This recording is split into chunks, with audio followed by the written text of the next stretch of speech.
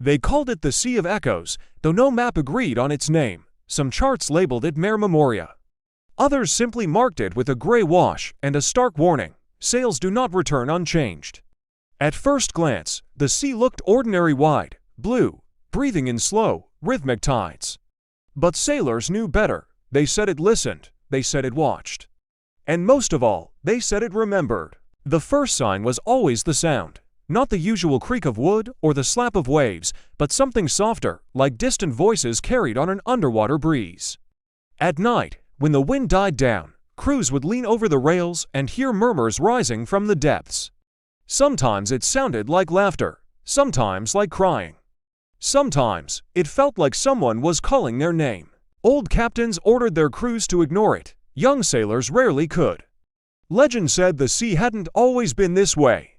Long ago, before kingdoms had names, a fleet of 1,000 ships had crossed these waters, an armada fleeing a collapsing empire.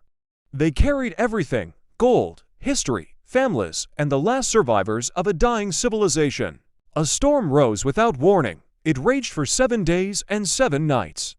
When it finally ended, there were no ships left, only a silent, glass-smooth ocean. And from that day on, the sea began to remember. Captain Elia Vorn had never believed the stories. She believed in wind patterns, currents, and the integrity of her hull, not ghost tales. Her ship, the Lantern's Mercy, was built strong and crewed by practical people. But on their 5th night crossing the Sea of Echoes, the murmuring began. At first, it was faint, almost dismissible. Then, it became unmistakable. A chorus of whispers rising from directly beneath the ship. One sailor, unnerved, dropped a lantern overboard, but the flame didn't extinguish. Instead, it drifted downward through the dark water, its light glowing as if suspended in air.